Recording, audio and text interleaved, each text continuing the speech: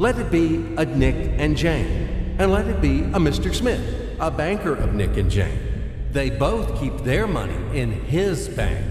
That's why we use the title Mr. Smith with respect. Nick really wants to buy, well, let's say Jane's bicycle, but he has no money. More precisely, he has money, but not enough, only $10, while Jane wants $100 for her precious bicycle. That's a problem. What should Nick do? Well, this bicycle is so desirable. He gives Jane his $10 as a deposit and asks plaintively not to sell the bike to anyone. He says that he will bring the rest of the money soon. At the same time, he runs to his bank, to the respected Mr. Smith, to get a loan for the missing $90. As ill luck, Mr. Smith has no money at this moment, but he knows perfectly about $10, which Nick gave to Jane. And where will Jane bring his money to? That's right. She will put these $10 in her lovely bank to the same Mr. Smith. Therefore, Mr. Smith asks Nick to come back tomorrow in the hope that tomorrow he will get these $10. And everything happens this way. The next day, Jane brings $10 to the bank. The bank provides Nick these $10 on credit.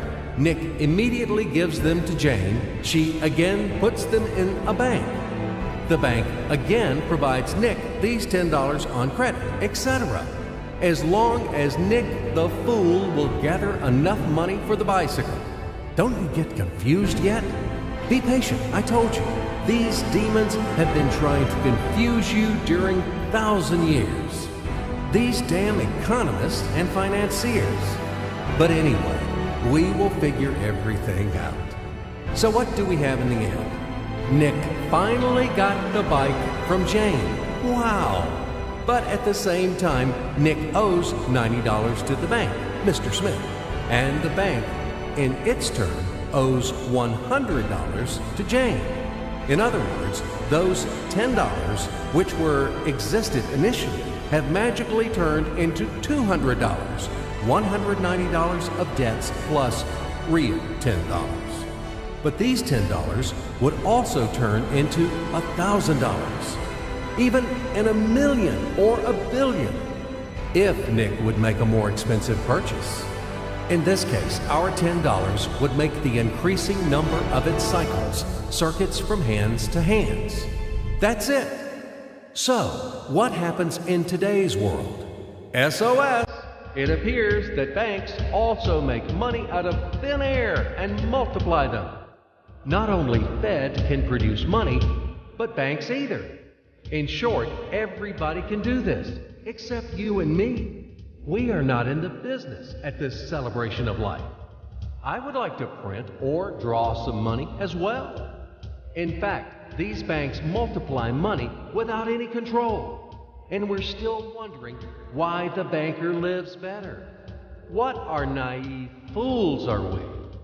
Now it is clear why. The one who produces the money, of course, lives better. But this is not enough.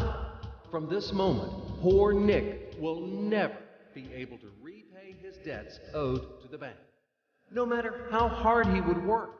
Silly Nick doesn't know it yet, that he's in slavery to the bank, in credit bondage forever, because those $90 which he owes to Mr. Smith do not exist in nature at all.